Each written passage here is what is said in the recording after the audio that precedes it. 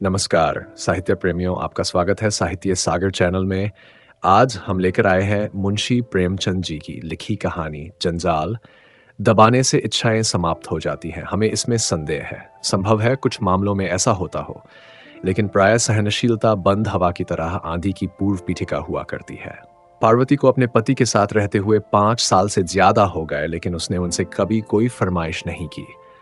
यदि वह कभी दबी जबान से या परोक्ष रूप से किसी गहने या कपड़े की चर्चा करती, तो सुरेंद्रनाथ अत्यंत बेबसी के साथ कहते, मेरी आमदनी और खर्च का हिसाब तुम्हारे हाथ में है। यदि इसमें कोई गुंजाइश दिखाई दे तो जो चाहे चीजें बनवा लो। इससे अधिक प्रसन्नता की बात मेरे लिए क्या होगी कि तुम्हें गहनों से सजी देखूं। यह उत्तर सुनकर पार्वती सिर झुका लेती और सोचती, मैं सारी उम्र यूं ही नंगी बुची बनी बैठी रहूंगी। कभी सोचती है कि यह खर्च न करूं, इस मद में कमी करूं, लेकिन चूल कभी ठीक नहीं बैठती थी। उसके पास पहले के भी कुछ गहने थे, लेकिन वह उन्हें भी नहीं पहनती थी।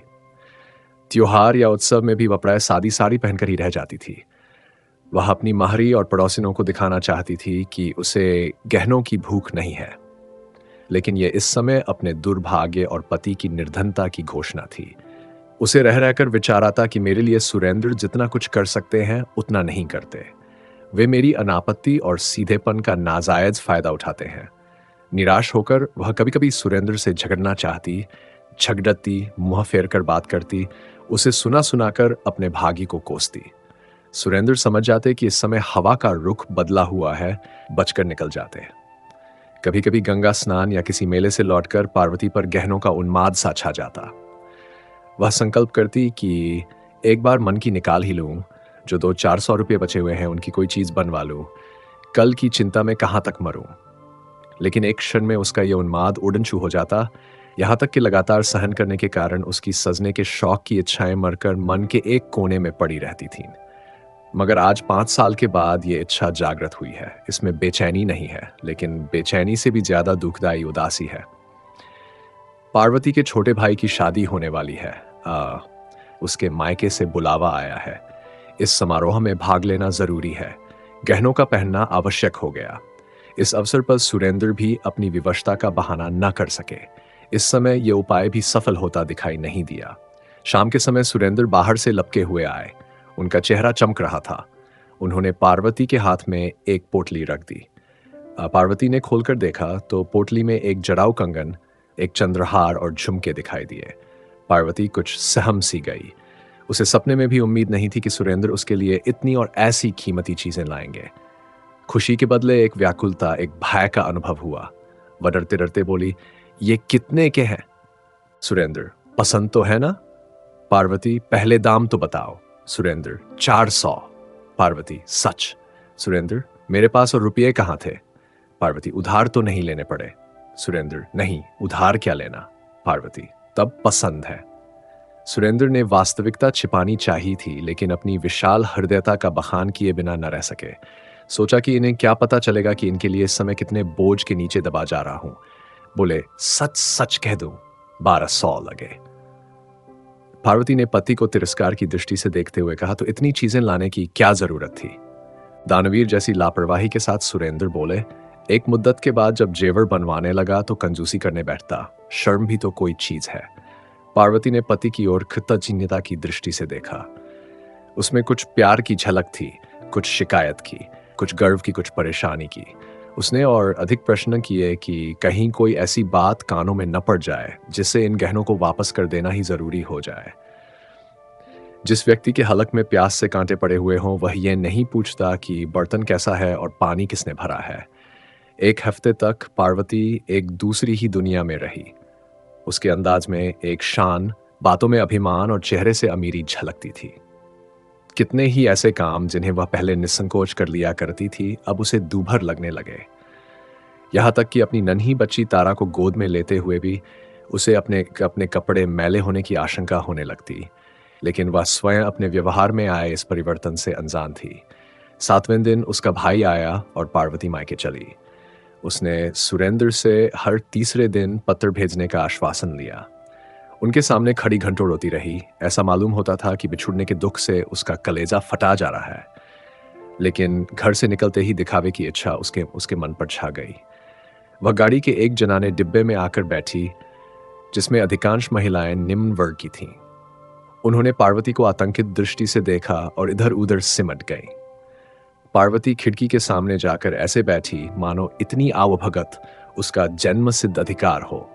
उसे गाड़ी में भले खानदान की केवल एक ही महिला दिखाई दी। उसका चेहरा गंभीर था। वह एक साफ साड़ी पहने हुए थी, पैरों में सलीपर थे, हाथों में चूड़ियां, लेकिन शरीर पर गहने के नाम पर एक तार तक न था। वह निम्न वर्ग की कई महिलाओं के बीच हाथ पांव सिकोड़े बैठी थी।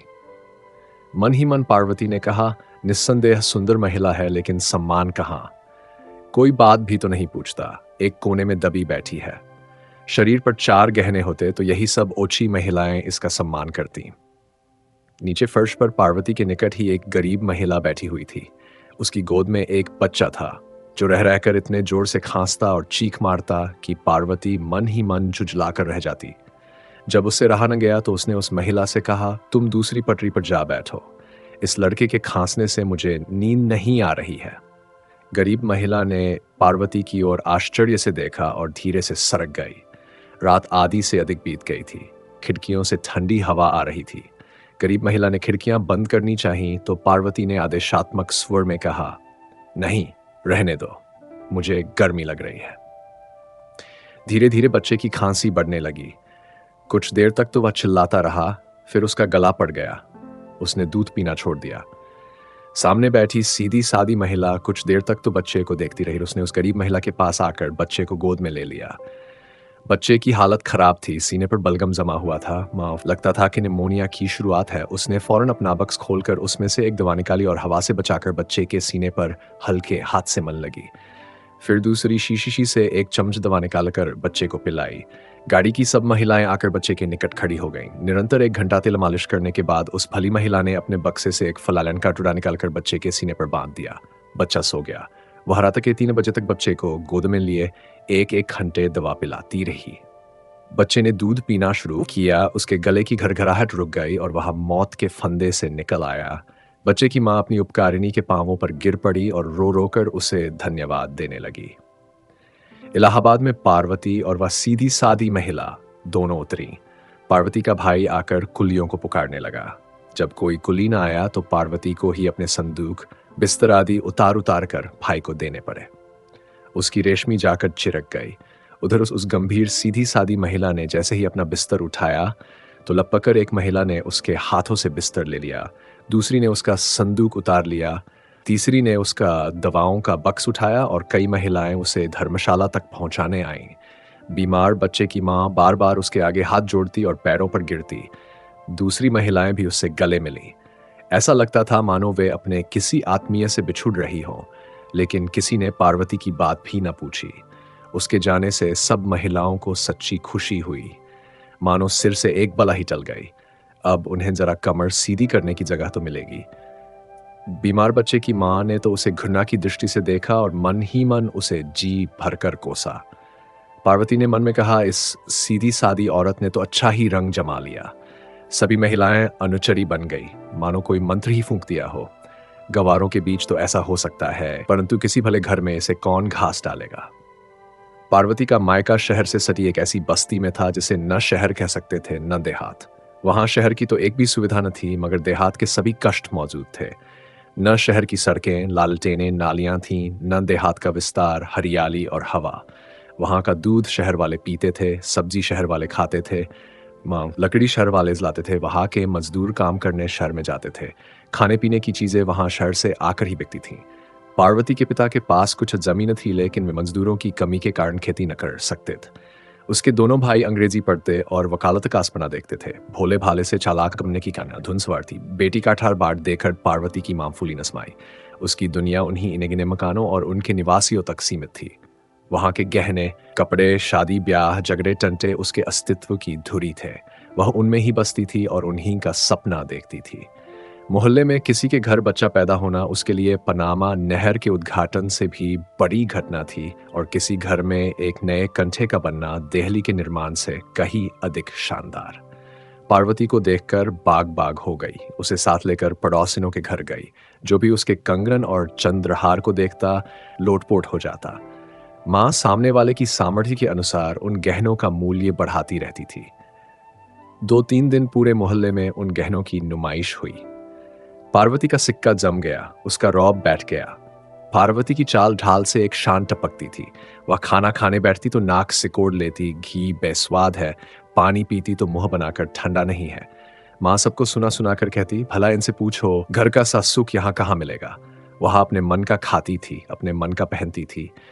यहाँ गृहस्थी में तो मोटा महीन सब मिलेगा, मगर बेचारी में जरा भी एंट नहीं है। वही पुराना स्वभाव है, वही अल्हड़पन। पार्वती की बिटिया तारा पूरे मोहल्ले की गुड़िया बनी हुई थी। सभी छोटे बड़े उसे गोद में उठाते और प्यार से चूमते। कोई कहता, बेटी ये हंसली हमको दे दो, तो तारा तोतली बोली में कहती, हमाली है। कोई पूछता, बेटी ये कड़े किसने बनवाए हैं? तारा कहती, मेले बाबूदी ने। शादी का दिन निकट आ गया। रस्म रिवाज होने लगे। मोहल्ले की औरतें बन संवर कर आने लगीं, लेकिन पार्वती उन सबकी रानी लगती थी। सभी औरतों की दृष्टि उसके कंगन, चंद्रहार और झुमकों पर ही टिकी रहती। सब उससे दबती, उसका लिहाज करती, उसकी हाँ में हाँ मिलाती। पार्वती को यह सम्मान केवल अपने गहनों के बल पर ही मिल रहा था। बारात चलने के दिन न्योते में सुरेंद्रनाथ भी आए। जब वे शाम के समय घर में गए तो मुस्कुराकर पार्वती ने कहा, आज जी चाहता है कि तुम्हारी पान फूल से पूजा करूं। मुस्कुराकर सुरेंद्र ने कहा, बना रही हो? पार्वती, नहीं, सच कहती हूं, इस समय मन यही चाहता है। तुम्हारे इन गहनों ने मेरा बोलबाला कर दिया। सारे मोहल्ले में धाक जम गई, सबकी सब पानी भरती है। ये न होते तो जूठे भी कोई बात न पूछता। अपनी जमा अपने घर में है, लेकिन नेकनामी मुफ्त। ऐसा सौदा और क्या होगा? सुरेंद्र, मैं जानता तो 2-1 चीजें और ले लेता। पार्वती, ओह, तब तो सारे मोहल्ले में मैं ही मैं होती। औरत की इज्जत गहने कपड़े से होती है, नहीं तो अपने माँ बाप भी आंख से गिरा देते हैं। सुरेंद्र पछताए कि और गहने क्यों न खरीद लिए। भले ही 200-400 और उधार हो जाते, इसकी लालसा तो मिटती। पार्वती को मायके में रहते 2 महीने हो गए। सुरेंद्र को दफ्तर से छुट्टी न मिली कि आकर ले जाते। शादी का सब काम पूरा हुआ, मेहमान विदा हो गए, सन्नाटा छा गया। धीरे धीरे पड़ोसिनों का आना जाना भी बंद हुआ। पार्वती के गहनों के 4 दिन के साम्राज्य का अंत हो गया। वही गहने थे, वही कपड़े, मगर अब उन्हें देखने में क्या आनंद आता। अब पूरे पूरे दिन पार्वती अकेली बैठी रहती। कभी कोई औरत मिलने आ भी जाती तो बस 2-4 बातें करके ही अपनी राह लेती।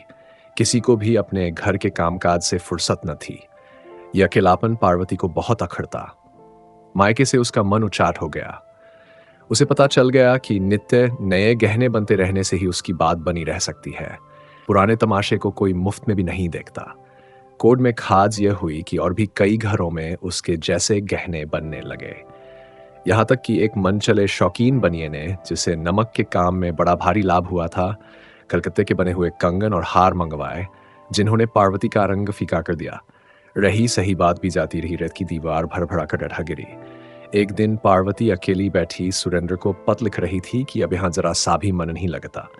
2 दिन की छुट्टी बचपन की, सहेली बागेश्वरी उससे मिलने आई। वह पार्वती के साथ खेली हुई थी।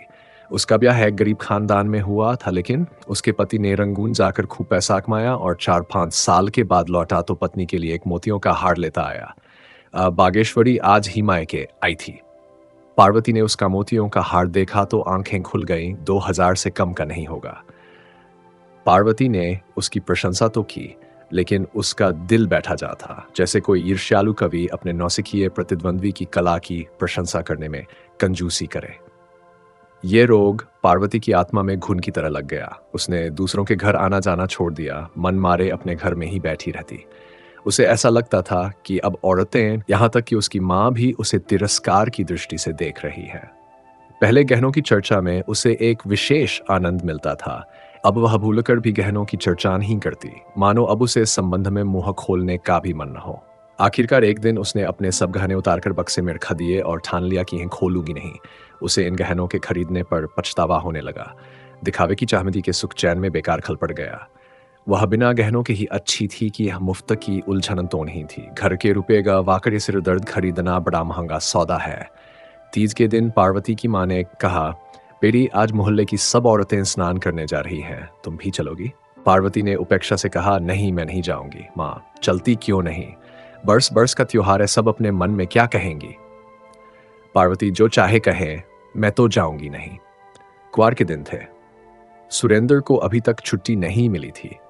पार्वती ने जल भुनकर उन्हें कई चिट्ठियां लिखी थी, पर इधर 2 हफ्ते से पत्र लिखना बंद कर दिया था। उसे अपनी जिंदगी बोझ लगती थी। मोहल्ले में बुखार और चेचक का प्रकोप था। कोई किसी के घर आता जाता न था। नाश्ते के बदले घरों में काढ़ा पकता था। अस्पताल में मेला सा लगा रहता था। वैद्य और हकीम पत्थर के देवता बने हुए थे। एक दिन पार्वती की मां ने कहा, बेटी आज शीतला देवी आ रही हैं, चलो उनसे मिल आए। पार्वती, शीतला देवी कौन है? मां, ये तो नहीं जानती, मगर कभी कभी यहां आया करती है। औरत क्या है, देवी ही है। पार्वती, क्या करती हैं? मां, यहां तो जब आती हैं ना बीमारों की दवा दारू करती हैं और किसी से एक पैसा भी नहीं लेती। पार्वती, तो घर की मालदार होंगी? मां, नहीं, सुनती हूं कि सिलाई करके गुजर बसर करती है। ब्याह के बाद ही पति हैजे से मर गया, उसका मुंह तक नहीं देखा, तब से इसी भांति काम कर रही है। तो क्या अभी उम्र अधिक नहीं है? मां, नहीं, अभी उम्र ही क्या है। नारायण ने जैसी शक्ल सूरत दी है वैसा ही स्वभाव है। किसी महल में होती तो महल जगमगा उठता। ऐसी हंसमुख, ऐसी मिलनसार की पास से हटने का मन नहीं होता। जब तक यहां रहती है भीड़ लगी रहती है, पूरा मोहल्ला घेरे रहता है। इतने में महरी ने आकर कहा, बहू जी, शीतला देवी आई है और पाठशाला में बैठी हुई लड़कियों से कुछ पूछ रही है। कई लड़कियों को तो इनाम भी दिए हैं। मैं भी जाती हूं, जरा दर्शन कराऊं। मां ने कहा, अरे तू पानी तो भर दे, न जाने कब तक लौटेगी। महरी, अभी लौटी आती हूं, कहीं ऐसा ना हो कि चली जाए। महरी के जाने के 1 घंटे बाद पार्वती की वही मोतियों के हार वाली सहेली आकर बोली, चलो बहन, शीतला देवी से मिलाएं। मोहल्ले की सभी औरतें जा रही हैं। पार्वती को तारा को एक अच्छी सी फ्रॉक पहना दी, परंतु स्वयं वही सादी सी साड़ी पहने हुए, ग्लासे नहीं पहने। जब दोनों सहेलियां पाठशाला में पहुंची तो औरतों और बच्चों की भीड़ जमा थी। शीतला देवी भी जमीन पर बैठी हुई बच्चों को देख रही थी और बक्स से निकाल निकाल कर दवा देती जाती थी। मानो पेड़ों की छांव में एक उजला कुंड था, वैसा ही मौन, गंभीर, शांतिमय और सुंदर। शीतला की आंखों से एक चित्ताकर्षक पवित्रता झलक रही थी। पार्वती ने उसे पहचान लिया। ये वही सीधी सादी महिला थी जिसे उसने गाड़ी में देखा था। पार्वती ने देखा कि इस औरत के सामने मैं कैसी निकृष्ट हूं, और कुछ मैं ही नहीं, मोहल्ले की वे सभी औरतें जो गहनों से गोंडनी की भांति सजी हुई हैं, इस औरत के सामने सेविकाओं की भांति खड़ी हैं। यदि ये सभी अपने को सोने से मढ़वा ले तो भी क्या क्या इनका ऐसा सम्मान हो सकता है? इससे बात करके कौन निहाल नहीं हो जाता।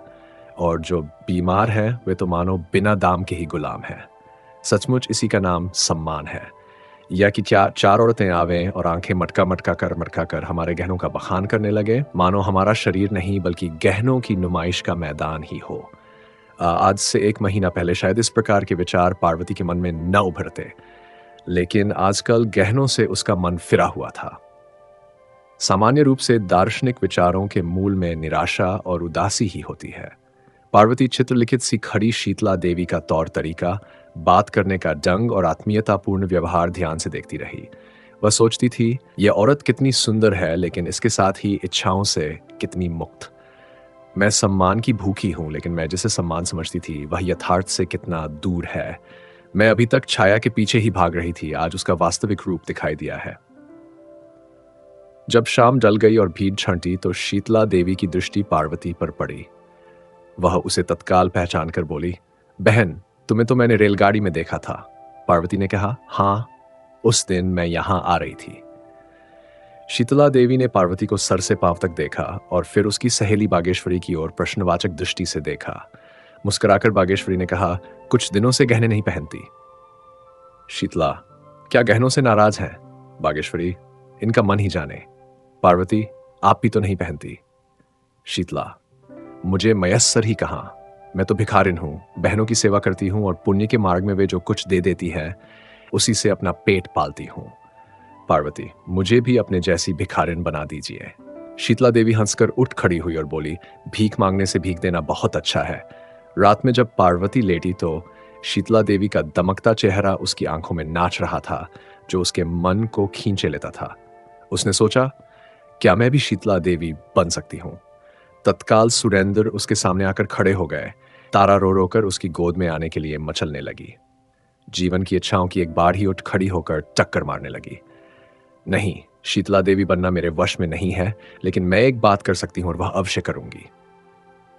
एक सप्ताह में पार्वती अपनी ससुराल आ पहुंची। सुरेंद्र ने उसका मुरझाया मुंह देखा तो आश्चर्य से बोले, गहनों से रूठ गई क्या? पार्वती, पुराने हो गए, नए बनवा दो। सुरेंद्र, अभी तो इन्हीं का हिसाब चुकता नहीं हुआ। पार्वती, मैं एक उपाय बताती हूं, इन गहनों को वापस कर दो। वापस तो हो जाएंगे? सुरेंद्र, हाँ, बहुत आसानी से। इन 2 महीनों में सोने का भाव बहुत चढ़ गया है। पार्वती, तो कल वापस कराना। सुरेंद्र, पहनोगी क्या? दूसरे गहने बनवाऊंगी। सुरेंद्र, और रुपए कहाँ हैं? पार्वती, उन गहनों में रुपए नहीं लगेंगे। सुरेंद्र, मैं तुम्हारा मतलब नहीं समझा। ये गहने जी के जंजाल हैं, इनसे मन भर गया। इन्हें बेचकर किसी बैंक में जमा कर दो। हर महीने मुझे उसका ब्याज दे दिया करना। सुरेंद्र ने बात हंसी में उड़ानी चाहिए, लेकिन पार्वती के हाव भाव से ऐसा दृढ़ संकल्प प्रकट होता था कि वे उस विषय में गंभीरता से विचार करने पर विवश हो गए। दूसरे महीने में शीतला देवी के नाम 12 रुपए का एक गुमनाम मनी ऑर्डर पहुंचा। कूपन में लिखा हुआ था, यह तुच्छ धनराशि स्वीकार कीजिए। ईश्वर की इच्छा हुई तो यह धनराशि स्थायी रूप से प्रतिमाह मिलती रहेगी। आप इसे जिस भांति चाहे खर्च करें। अब से दुआएं ही मेरा आभूषण होंगी। ये धातु के टुकड़े तो जी के जंजाल है, इनसे मेरा मन भर गया है। यदि इस प्रस्तुति ने आपके हृदय को स्पर्श किया हो तो कृपया इस वीडियो को लाइक करें, कमेंट करें और साहित्य सागर चैनल को सब्सक्राइब करना न भूलें। धन्यवाद।